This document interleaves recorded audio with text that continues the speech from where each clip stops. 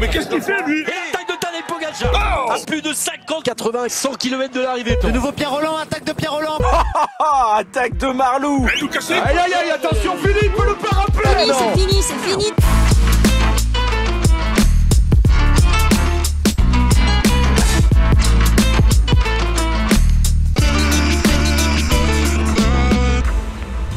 Bonjour à toutes et à tous et bienvenue dans ce podcast spécial championnat du monde. On va présenter les championnats du monde, les 32e mondiaux, les tout premiers en Afrique au Rwanda.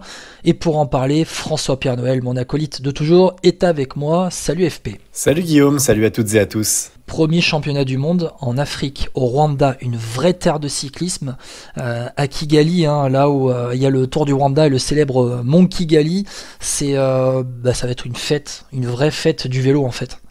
Oui, là c'est vrai qu'on franchit un cap parce qu'on avait ce Tour du Rwanda qui était de plus en plus connu, il y avait pas mal d'équipes qui allaient chaque année aussi, ça s'est bien développé quand on y repense par rapport aux dernières années, et là c'est vraiment les meilleurs cyclistes du monde qui viennent, et franchement je trouve que c'est une belle promo, et c'est le but des championnats du monde, d'aller partout, et je trouve qu'en cyclisme on le faisait peu finalement, en tout cas on allait souvent dans les mêmes endroits, et là d'aller au Rwanda je trouve que c'est un symbole fort, ouais.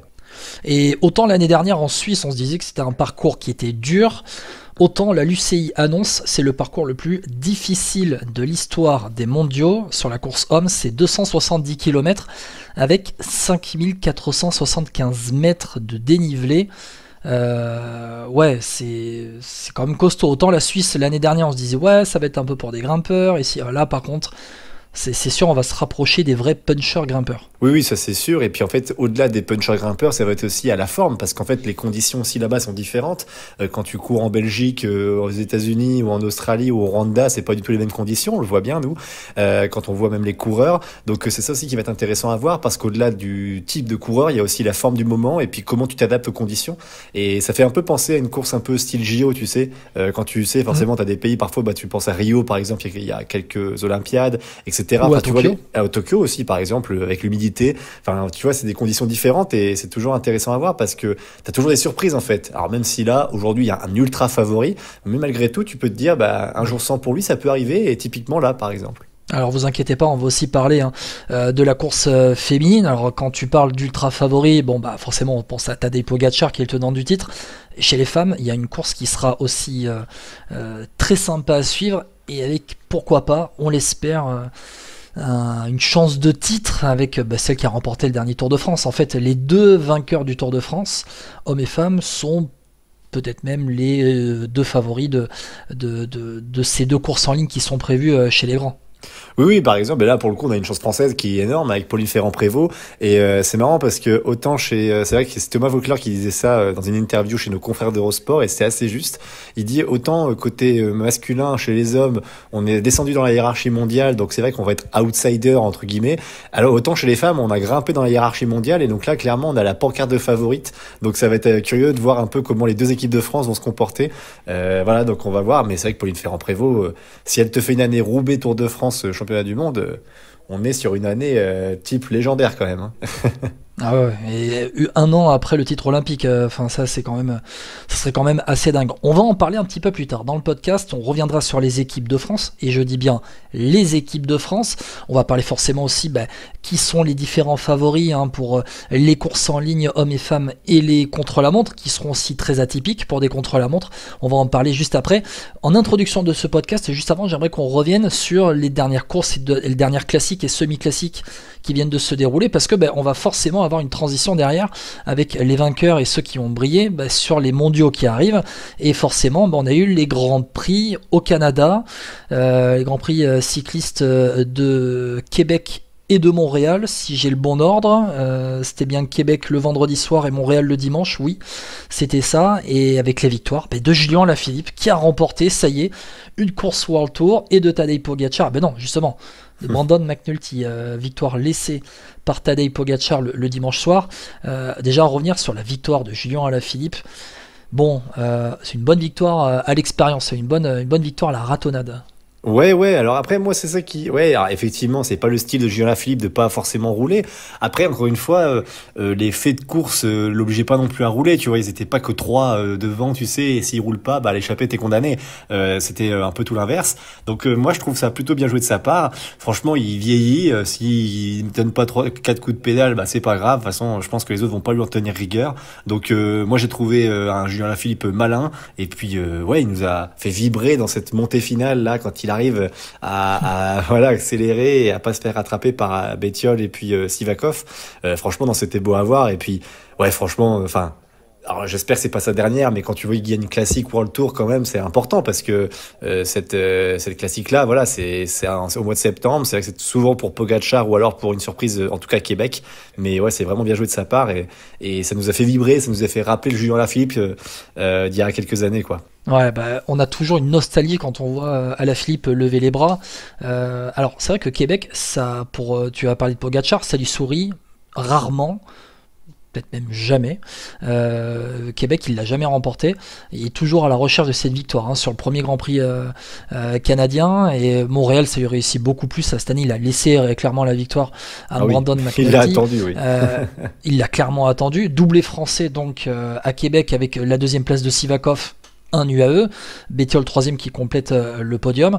Et donc à Montréal, bon, on a clairement travaillé pour Pogačar, une attaque dans l'avant-dernier tour, et ensuite McNulty était là en poursuite, il l'a attendu dans le dernier tour pour ensuite faire le final et le tracter tout simplement, et ensuite aller à l'arrivée avec la victoire pour l'américain. D'ailleurs 3 américains dans le top 5 et même dans le top 4, puisqu'on a Quinn Simmons, le champion des États-Unis, le Lidl Trek, qui termine 3e devant Nelson Poles, l'américain de la IF, 4e, Adam Yates 5e, un autre UAE.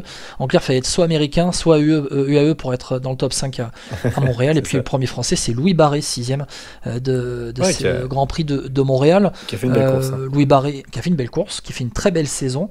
Louis Barré, qu'on retrouvera dans l'équipe de France au Rwanda. Bon.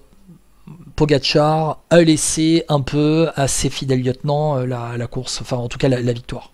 Oui, c'est comme ça qu'on reconnaît un grand champion. Je fais un petit clin d'œil avec Paul Sexas et Nicolas Prodhomme autour des Alpes cette année. Non, mais trêve de plaisanterie là-dessus. Mais c'est vrai que quand tu vois le travail abattu par ses coéquipiers le reste de l'année, c'est le genre de geste qui fait énormément plaisir, je pense, à certains de ses équipiers et à Brandon McNulty, qui est peut-être l'équipier par excellence pour Tadej Pogačar depuis plusieurs années. Donc franchement, alors je dis pas que c'est logique non plus, mais je veux dire, voilà, c'est Pogačar, ça lui change rien à sa vie, il a déjà gagné cette course. Et franchement, quand t'as un McNulty à côté, en plus c'est chez lui entre guillemets, c'est pas très loin, quoi. C'est, on va dire, le même continent. Mais voilà, c'est important pour McNulty, je pense, d'avoir ce genre de victoire. Donc c'est toujours intéressant pour un leader de faire ça. Et il aura encore besoin de McNulty bientôt, donc autant lui faire plaisir. Ouais, et puis c'est un équipier qui brille aussi quand il a son occasion. Moi en ce moment, cette année, c'est vrai. Il a remporté le Tour de Pologne cette année, qui est une épreuve World Tour, mine de rien. Ouais. Il fait 9e du Tour d'Italie. Alors, en étant équipier à la base pour Juan Ayuso et Isaac Del Toro, il fait quand même 9e au final. Oui. Voilà, donc tu vois, il fait des top 10 à Paris-Nice sur les étapes qui sont les plus compliquées. Donc, voilà, c'est vraiment un coureur qui est régulier, qui est régulièrement dans le top 30 mondial depuis 3 ans maintenant. Voilà, il a sa chance. Mais derrière, alors juste 4e de la Maryland Cycling Classic, une classique américaine. Alors, tu sais pourquoi je veux parler de ça? Non, je sais pas pourquoi, mais ça m'a fait rire qu'il soit 4e de cette course. Voilà, 4e. Alors, avec l'équipe des États-Unis, c'était le 6 septembre, une nouvelle course qui se déroule à Baltimore. La victoire, c'est Sandy Dujardin, le coureur de la Total Energy. Sandy Dujardin, magnifique accent anglais de Sandy Dujardin en interview d'arrivée. Si vous l'avez pas, c'est la Fanzouz Institute. C'est digne des conférences de presse. Le nom m'échappe. Entraîneur français Jacques Santini à Tottenham, quand il est arrivé à Tottenham dans les années 2000. Pour ceux qui connaissent le football, on était sur du grand Sandy Dujardin, donc sur la conf d'après course, c'est la victoire du coureur de la Total Energy. Je vais revenir sur les classiques canadiennes. Toi, qu'est-ce que t'en retiens de manière plus générale? On a eu des Français qui étaient bien placés sur ces courses d'un jour, ils sont toujours là.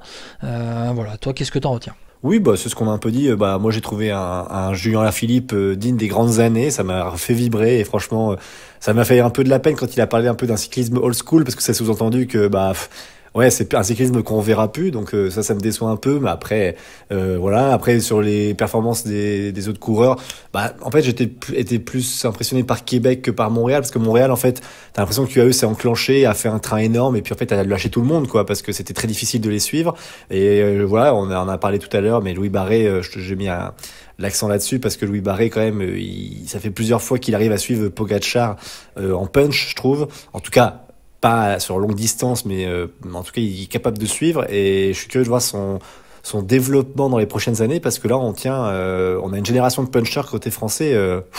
Faut se mouiller la Romain nuque, Grégoire parce notamment, que qui a brillé autour du Luxembourg. Romain Grégoire, on pense aussi par exemple à donc je dis Romain Grégoire, Kevin Vauquelin, voilà, je cherchais par exemple, qui est blessé à la cheville en ce moment, qui a terminé sa saison, Fin de saison. Ouais, donc voilà, donc non, je trouve qu'on va bien manger au niveau punch côté français. Ouais, et puis mine de rien, même alors sprinter costaud, alors en punch on a Paul Lapéra notamment, qui est dans le top 15 à Québec, vrai, Dorian Godon en sprinter puissant, qui est quand même très fort. Mais mine de rien, on a vu en fait ceux qui se préparent aussi pour les mondiaux. Je pense à un Skelmose qui fait 4ème à Québec, bon, déjà bien placé, un peu en forme. Skelmose, mine de rien, lui, voilà, il a le regard tourné vers les mondiaux au Rwanda. Il a fait une pause après le Tour de France, une pause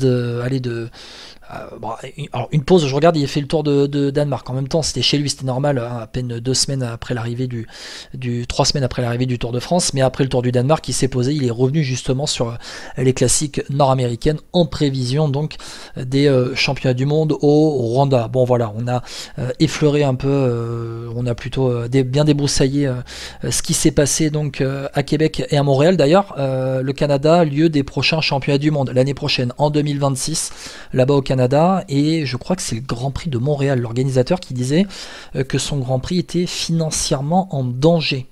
J'ai vu passer l'information, donc à voir, à 1 an des championnats du monde, peut-être que c'est un petit signal d'alarme lancé avant les mondiaux de l'année prochaine, 2025. On va se concentrer sur les mondiaux au Rwanda, avec donc la question qu'on se pose tous maintenant.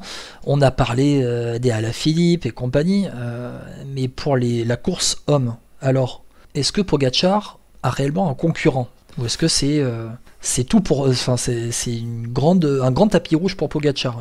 Qu'est-ce que t'en penses, toi? Bon, après, c'est comme je te disais, en fait, la difficulté avec ce genre de parcours, et puis le fait d'être au Rwanda, c'est que ça rebat un peu les cartes. Alors, même si Pogačar, c'est l'ultra favori, évidemment, c'est difficile de mettre un autre nom quand tu cites le favori.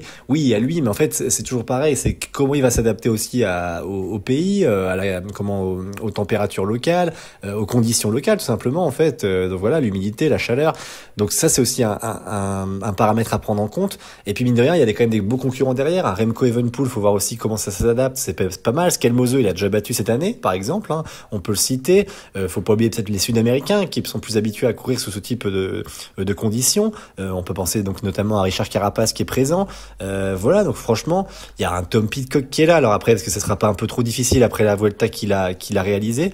Non, franchement, je suis assez curieux de voir ce qui va se passer, parce que il y a aussi un autre phénomène, c'est que Pogačar, alors oui, il n'y a pas besoin de beaucoup d'équipiers, lui, mais la Slovénie, si je me trompe pas, il a cherché un peu la sélection slovène, il est avec, il y a Roglic, Mohoric pour l'accompagner. Après, à côté de lui, bon, c'est pas des coureurs qui me semblent qui vont aller très très loin.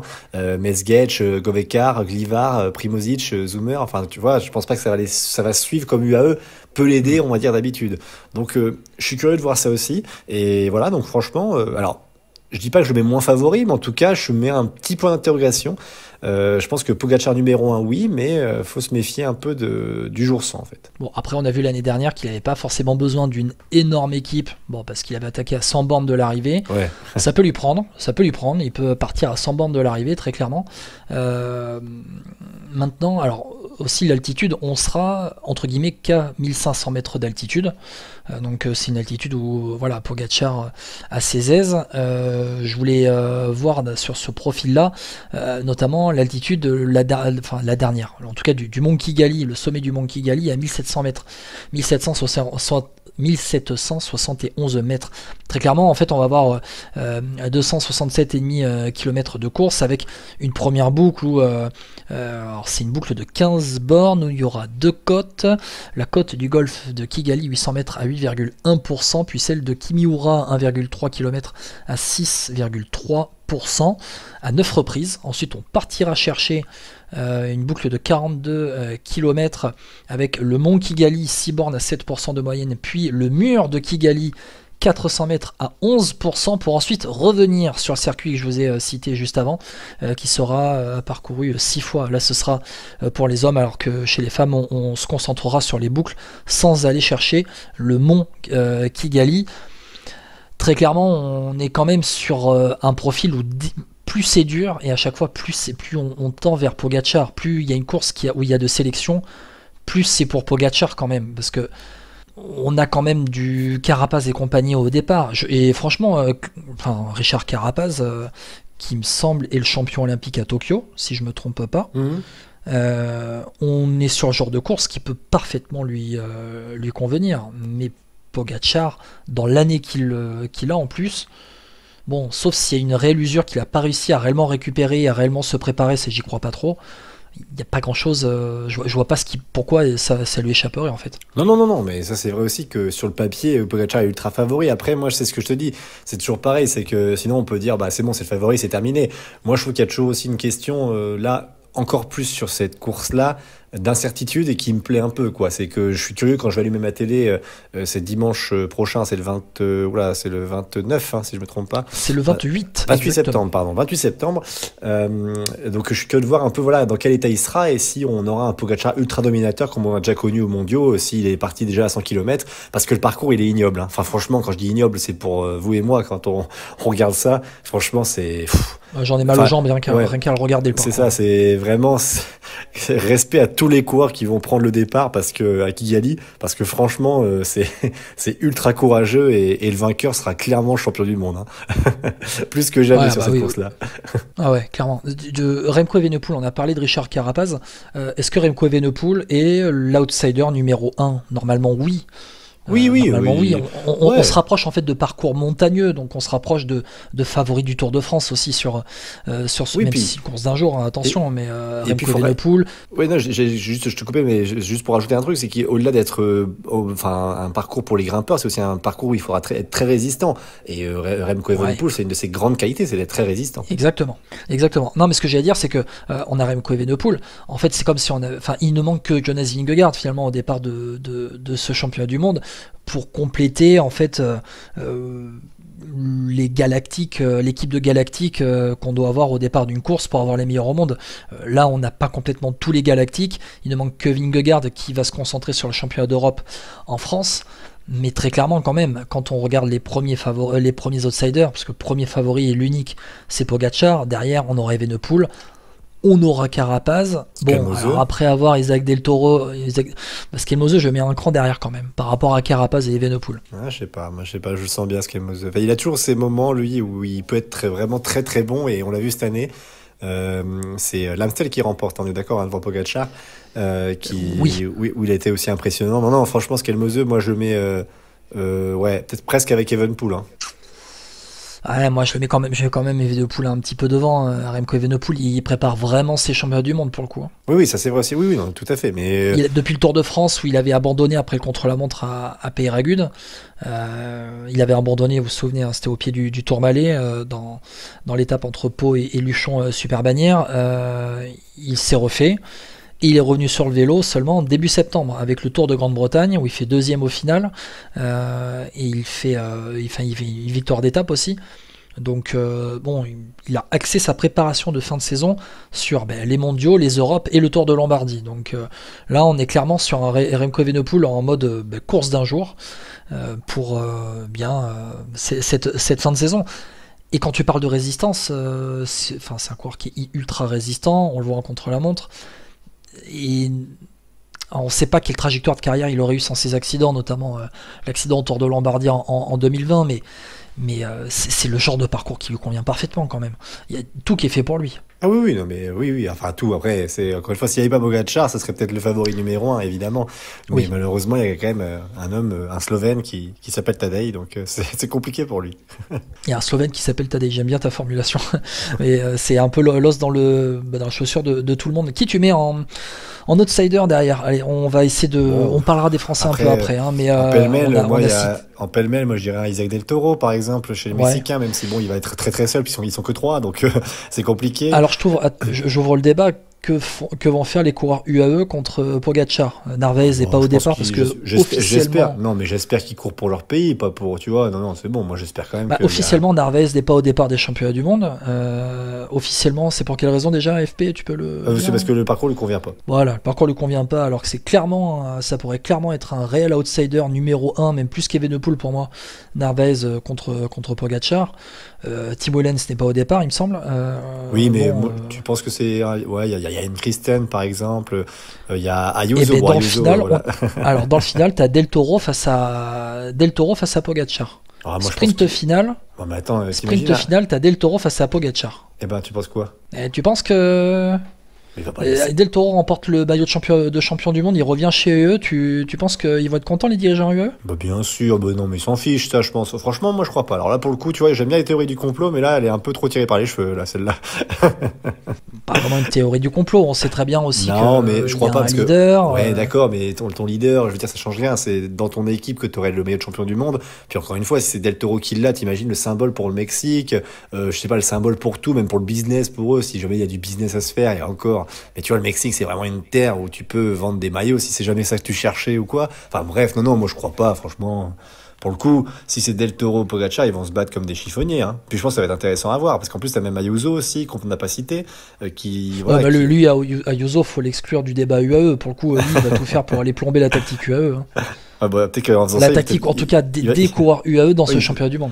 Oui, oui, mais moi, franchement, je pense qu'il n'y aura pas d'équipe UE. Enfin, je crois pas. Après, peut-être que ça peut aider sur un ou deux relais, sur un moment donné de la course, peut-être.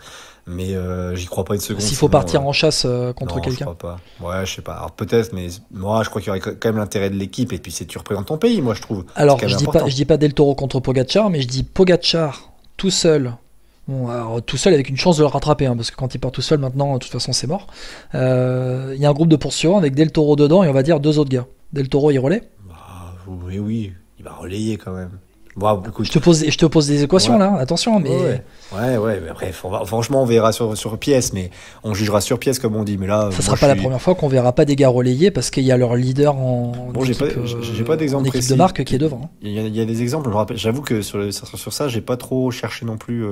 J'ai pas de souvenir comme ça. Après, qui on a eu, quand Alaphilippe était non, non, c'est pas arrivé quand Alaphilippe était devant, ça se relayait derrière sur le dernier championnat du monde. Non, parce que souvent, de toute façon, t'es obligé de relayer parce que tu vas chercher le maillot. Donc, franchement, non, Oui, moi, c'est ça, je vrai. crois pas. Donc, Ça, alors, ça me vient pas ouais. tout de suite, ça me vient pas tout de suite en tête, mais c'est quand même connu que quand tu as ton leader d'équipe de marque qui à un moment donné est impliqué dans un mouvement de course, tu ne fais pas tout pour aller le chercher. Après, il y a les amitiés du quotidien, tout simplement. Oui, Même si bah tu défends ton maillot Bien national, tu as les amitiés du quotidien. Mais bien Donc sûr. voilà. Bon, on verra bien ce qui va se passer en tout cas. Mais parmi aller un peu les outsiders. Il y a Jevine bon, aussi. Bah alors, Jevine, moi je mettrais plus sur le contre-la-montre que sur la course en ligne. Mais tu vois, sur la course en ligne, un Gio Ciccone. Gio Ciccone qui est un grimpeur qui, sur les courses d'un jour, a quand même passé un vrai cran cette saison.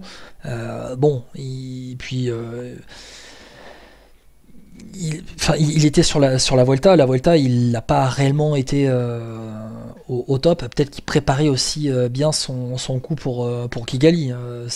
Mais il est clairement dans le profil de coureur que je vise moi pour ce championnat du monde, par exemple, en outsider. Ouais, bah oui, non, mais t'as raison, oui, non, moi je suis d'accord avec toi. Et franchement, non, mais la liste est assez longue au final. Hein. Après, ça va être les moments de course, qui va être avec qui en fait, et puis s'il y a une anticipation de leader, enfin d'outsider en l'occurrence, est-ce que Pogacar va vouloir écraser la course tout de suite. Non, franchement, ça va être intéressant à voir. Et puis, pour faire un peu la transition, je pense que notre équipe de France, elle a une petite carte à jouer, même si elle est minime, parce que voilà, Pogacar est clairement au-dessus de tous les coureurs de l'équipe de France. Il y a beaucoup de coureurs au-dessus de nos franchises, mais franchement, Jordan Jegat dans l'effectif pour la course en ligne chez les hommes. Ouais, par exemple.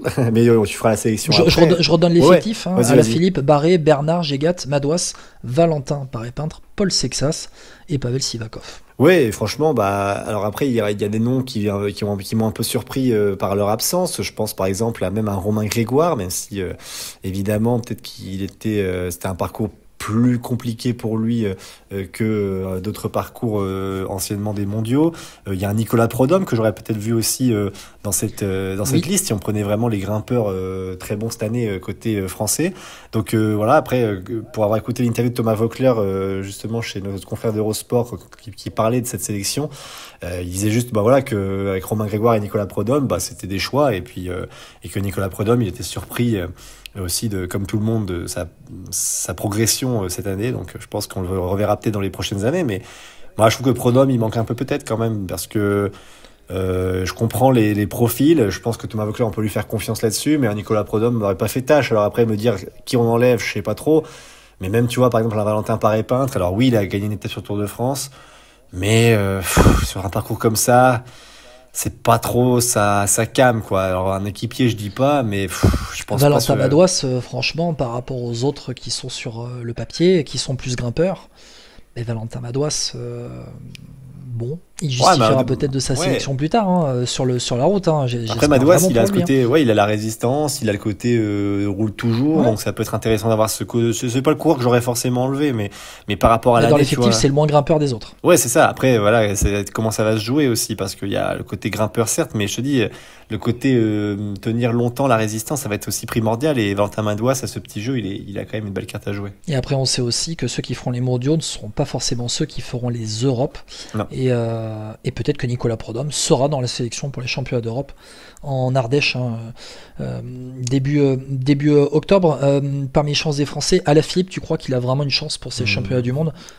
Ah non, je crois pas. Deux médailles au moins. 2 médailles. On parlera pas de titre, mais 2 médailles au moins pour Alaphilippe. Non, je crois que ça va être compliqué. Tu vois, moi, s'il y avait un Français sur lequel je mettrais une petite pièce, ce serait plus un Louis Barré, par exemple, ou un Pavel Sivakov, qu'un Julien Alaphilippe. Julien Alaphilippe peut être le coureur qui fasse exploser un peloton, qui mette un peu le boxon, comme on dit, dans un peloton ou dans une échappée, mais de là le voir faire médailler.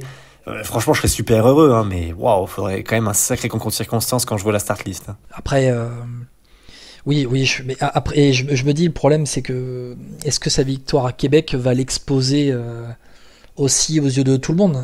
Après, Alaphilippe lève oui, ben quand il est sur le vélo, de toute façon, et quand il est présent aux avant-postes du peloton, quoi qu'il arrive, il est surveillé. Maintenant, on sait qu'il est en forme. Il a gagné à Québec. Voilà. Après, Alaphilippe, on sait aujourd'hui que sur la résistance, c'est là où justement il est un peu moins fort qu'avant, quoi. Ouais, c'est ça. Donc moi, je pense que un Julien Alaphilippe, Julien Bernard, Jordan Jegat, Valentin Paré-Peintre.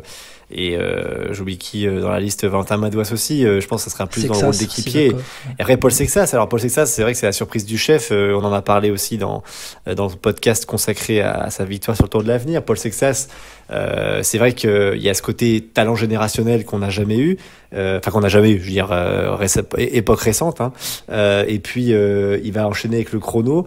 Et je suis curieux de voir un peu comment il va gérer ça. Est-ce que son rôle, ça va être un peu de partir, de suivre des coups et essayer de tenir? Parce que aussi, pour ce jeune coureur, il faut se dire que Paul Sexas, c'est 18 ans. C'est pas un coureur qui a l'habitude de courir sur des si longues distances.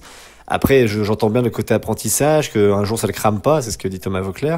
Mais je suis curieux de voir ce qu'il va donner, parce que il a jamais connu ça, il a jamais vu ça. Il va enchaîner en plus un chrono plus c'est 268 km.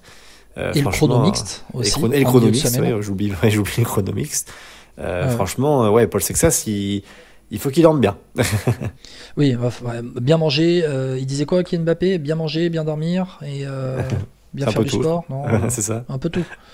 Faites gaffe. Donc écoute, ça va être chrono mixte où Sexas sera avec Armirail, Sivakov, Carbaol, Labous et Skiban. Donc voilà pour le chrono mixte et chrono homme avec Armirail et Sexas. Armirail top 5, j'ai mis une petite piécette quand même sur ce championnat du monde. Je me dis que, alors Pogacar fait championnat du monde, Pogacar a une vraie chance, ça va être la vraie bataille avec Evenepoel par contre là sur le chrono. D'ailleurs je crois que c'est le chrono qui lancera ce week-end de cette semaine de championnat du monde exactement.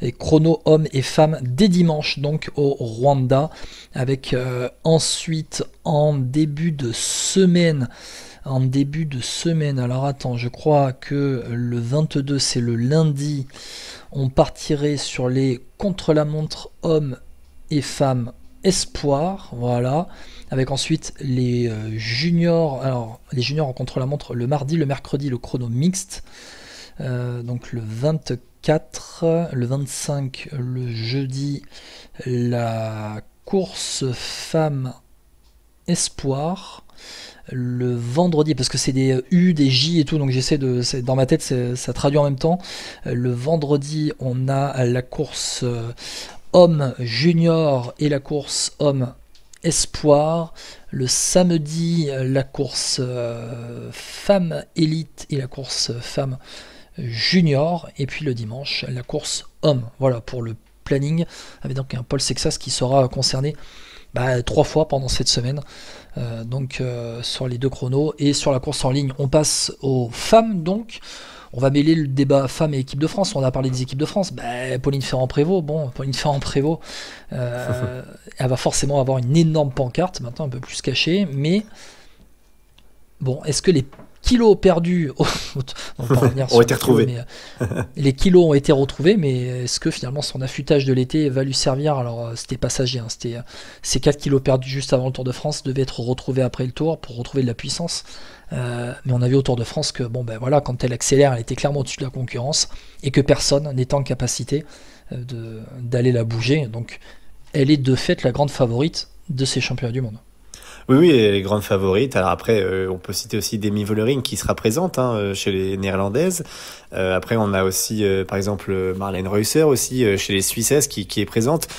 Chez les femmes, en fait, on a l'équipe de France. Franchement, quand tu regardes le collectif, il est assez impressionnant. Il y a les Néerlandaises en fait qui ont aussi une très jolie start list. Mais c'est vrai que Breggen, avec Shirin Van Androoy, pas sous-estimer les Italiennes, même si je trouve que c'est un peu plus faible. Franchement, on va voir si c'est une bataille qui va se jouer vraiment entre les 2 équipes, enfin l'équipe de France et l'équipe des Pays-Bas. Moi, je suis curieux de voir vraiment ce que va donner Pauline Ferrand-Prévot. Elle a toutes les cartes en main parce que franchement, les équipières, elles sont là. Elle a vraiment tout en plus parce qu'elle a des Kerbao, Labous, Musique, tu vois, Curigny qui peut aussi faire un autre job. Enfin, non, franchement, là, moi, j'aime bien cette équipe de France et je suis impatient de les voir parce que c'est rare d'être dans la position de favorite. Et Pauline Ferrand-Prévot, depuis le début de l'année, alors peut-être pas sur Paris-Roubaix, mais tu vois, sur le Tour de France, elle a toujours assumé ce statut avec brio. Donc, à voir dans quelles conditions elle est pour ces mondiaux. Mais franchement, si elle est bien, ce serait dommage de se priver de cette médaille d'or quand même. Médaille d'or, pardon, c'est maillot, oui. Je dis médaille d'or, mais c'est ce que je pense au JO. Oui, le maillot, oui, médaille d'or et maillot arc-en-ciel. Ouais, très clairement, elle a quand même toutes les cartes en main. Tu as parlé d'Emi Vollering, on aura Marlène Reusser aussi, forcément. Élise Chabet chez les Suisses, qui avec le maillot de la FDJ Suez cette année a quand même pas mal brillé, mais elle sera là aussi avec Noémie Rugg, qui là aussi a brillé, notamment à Milan-San Remo en début de saison. On est clairement sur des coureuses qui seront à la fin pas très loin de la victoire. Moi, je mets quand même une grande outsider numéro 1 sur ces championnats du monde. Elle s'appelle Kim Lecourt-Pinard. Oui, elle a brillé sur le Tour de France en portant le maillot jaune. Elle a craqué dans le dernier week-end avec un profil montagneux qui était trop, où c'était trop pour elle. Elle avait pas mal résisté auparavant, mais très clairement Kim Lecourt. Bon, on rappelle qu'elle remporte les Bastogne-Liège fin avril. Quand tu remportes les Bastogne-Liège, que tu as fait maillot jaune sur le Tour sur un parcours aussi montagneux avec des grosses victoires d'étape. C'est vrai. Avec une grosse victoire d'étape et séjour en jaune, normalement, t'es quand même pas très loin d'avoir le maillot arc-en-ciel en fin de saison, même sur un parcours aussi montagneux. C'est vrai, le problème pour elle, c'est que c'est vraiment, elle est un peu toute seule dans son équipe, quoi, parce elles sont 3. Mais malheureusement, voilà, les autres qui l'accompagnent sont pas vraiment du niveau qu'on peut penser à l'équipe de France. Donc, à voir si vraiment elle a une de ses super jambes, mais moi je maintiens quand même que Pauline Ferrand-Prévot, tu peux pas la mettre en dessous, ou en tout cas même niveau, parce qu'elle a une équipe autour d'elle qui est monstrueuse. Oui, oui, non, mais très clairement. Après, moi je me pose une question sur la tactique de l'équipe de France.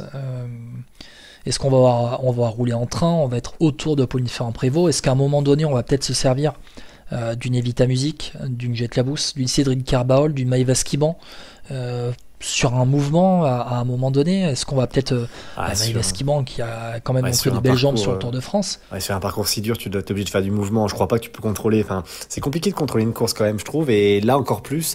Et pour moi, ça doit suivre les coups. Et l'avantage de l'équipe de France par rapport à d'autres équipes, même celle des Pays-Bas presque, même si les Pays-Bas ont quand même une jolie start list aussi.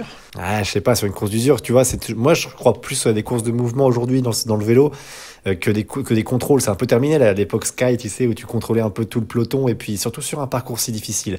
Franchement, moi je pense que on l'a vu avec les UAE sur le Grand Prix de Montréal. Ouais, c'est une course d'usure. Ouais, voilà. Ouais, mais bon, c'est le Grand Prix de Montréal, et puis c'est fin de saison, regarde la start list en face aussi. Enfin, tu vois, c'est toujours pareil. Moi je trouve que pour le coup, l'équipe de France a une carte à jouer, comme tu l'as dit, avec les coureuses que tu as citées, Carbaol, Labous, Skiban, ouais, c'est un peu ces quatre-là, ou Ferrand-Prévot, et Evita Music aussi, pardon.